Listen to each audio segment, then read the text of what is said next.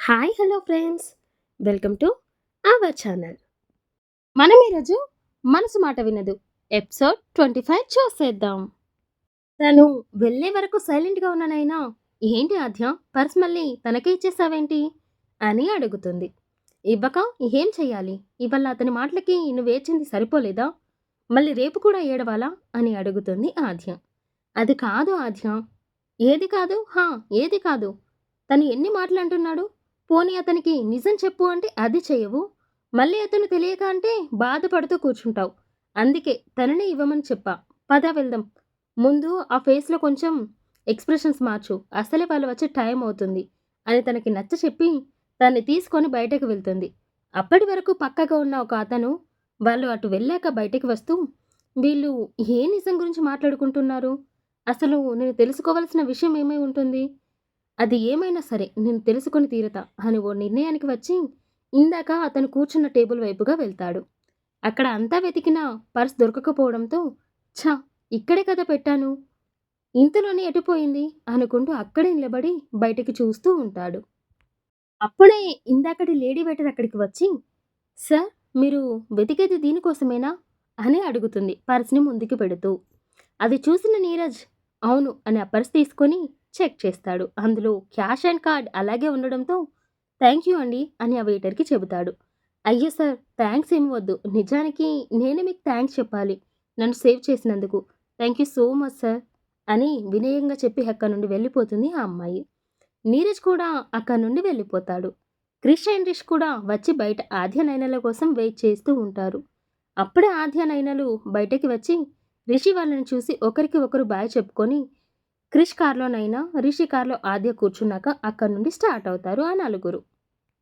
కార్లో రిషి ఆద్యని చూస్తూ ఎలా జరిగింది డిన్నర్, బాగా ఎంజాయ్ చేశారా అని అడుగుతాడు. దానితో రెస్టారెంట్లో జరిగింది అంతా రిషితో చెప్పేస్తుంది ఆద్య. ఇటువైపు క్రిష్ కూడా నైనాతో ఎందుకలా ఉన్నావు నైనా, ఏం జరిగింది అని అడుగుతాడు. కానీ నైనా సైలెంట్గా క్రిష్ హ్యాండ్ని హోల్డ్ చేసుకొని ఉండిపోతుంది. దానితో ఏదో జరిగింది అని అర్థమైన క్రిష్ కార్ సైడ్కి ఆపి నైనని అతని ఒళ్ళో కూర్చోపెట్టుకొని ఏమైందిరా, ఎందుకిలా ఉన్నావు, నాతో కూడా చెప్పవా అని లాలనగా అడుగుతాడు. అతని ఆత్మీయ కౌగిలిలో సేద తీరుతూ రెస్టారెంట్లో నీరజ్ కలిశాడు క్రిష్ అని చెబుతుంది.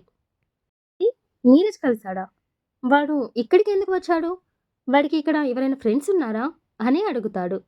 ఏమో క్రిష్, నాకు తెలీదు, కానీ వాడు ఎవరితోనో కలిసి వచ్చాడు అని చెబుతుంది నైన.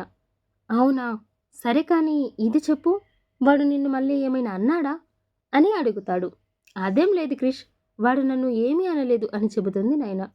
అయినా సరే నీరజ్ ఏమి అని ఉంటాడో, నైనా ఎందుకు ఇలా ఉంటుందో అర్థం చేసుకొని కాసేపు తన తలపైన నిమిరి, ఓకే నైనా, నువ్వేం ఫీల్ అవ్వకు, వాడికి అసలు విషయం తెలిస్తే వాడే మిమ్మల్ని అర్థం చేసుకొని వెతుక్కుంటూ వస్తాడు అని నైనాకి చెప్పి మళ్ళీ కాస్ట్ స్టార్ట్ చేస్తాడు.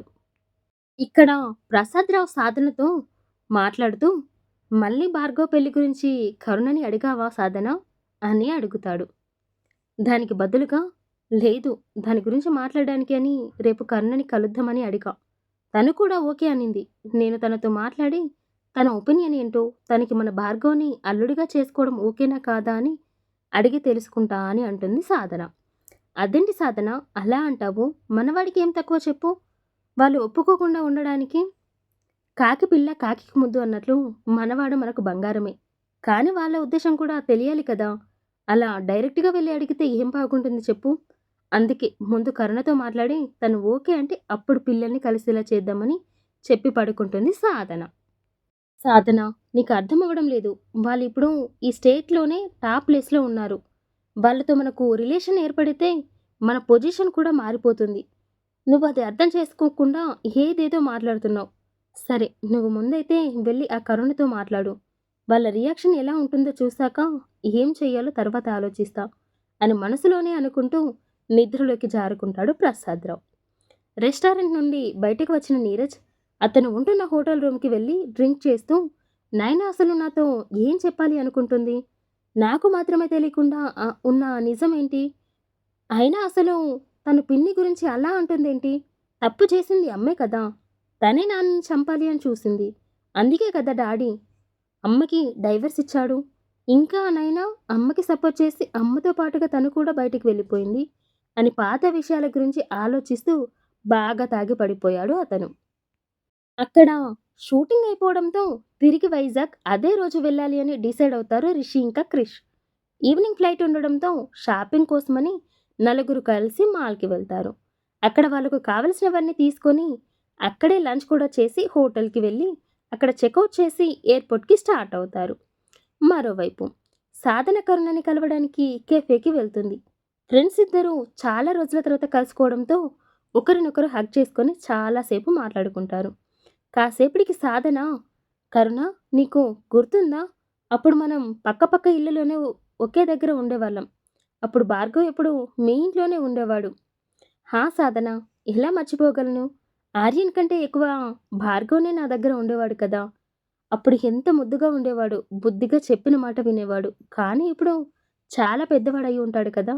కనీసం నన్ను గుర్తు కూడా పట్టడేమో" అని నవ్వుతూ అంటుంది కరుణ. "హా కరుణ, నిజంగా చాలా పెద్దవాడైపోయాడు. నాకు ఇప్పటికీ ఆశ్చర్యంగానే అనిపిస్తూ ఉంటుంది.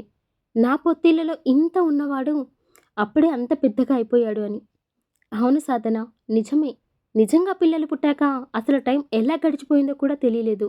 అన్నట్లు నేను నానమ్మని కూడా అయిపోయా తెలుసా?" "హా కరుణ, నిన్ను కలవకపోయినా నీ గురించి ఎప్పటికప్పుడు తెలుసుకుంటూనే ఉన్నాను. నాకు కూడా నిజంగా ఆశ్చర్యం వేసింది.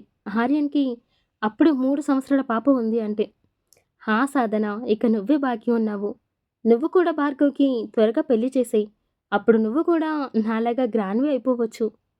"అవును కరుణ, నాకు కూడా భార్గవ్‌కి పెళ్లి చేసి వాడికి పుట్టే పిల్లలతో ఆడుకోవాలి అని ఉంది. ఎలాగో వాడి చిన్నతనంలో వాడితో ఉండలేకపోయాను కదా! కనీసం వాడి పిల్లలతో అయినా గడపాలి అని ఉంది." "మరి ఇంకా ఎందుకు ఆలస్యం సాధన? త్వరగా ఒక మంచి అమ్మాయిని వెతికేస్తే సరిపోతుంది కదా!" "అవును కరుణ, కానీ అమ్మాయిని వెతకాల్సిన పని లేదు. నువ్వు ఒప్పుకుంటే సరిపోతుంది." "నేను ఒప్పుకోవడం ఏంటి సాధన? నువ్వు దేని గురించి మాట్లాడుతున్నావు?" "అదే కరుణ, భార్గవ్‌కి మీ అమ్మాయి ఆదితో పెళ్లి చేస్తే బాగుంటుంది అని అనిపిస్తుంది. అంటే నీకు నచ్చితేనే, బలవంతమేం లేదు." "చూడు సాధన, ఇందులో నచ్చకపోవడానికి ఏమీ లేదు. అయినా నా ఫ్రెండ్‌నే నాకు వియ్యపురాలు అవుతాను అంటే నాకు హ్యాపీనే కదా! కానీ ఇక్కడ నా ఒక్కదాని ఇష్టమే సరిపోదు. ఆదికి కూడా నచ్చాలి కదా! తన ఇష్టాన్ని కాదు అని ఆయన అసలు ఏమీ చెయ్యరు.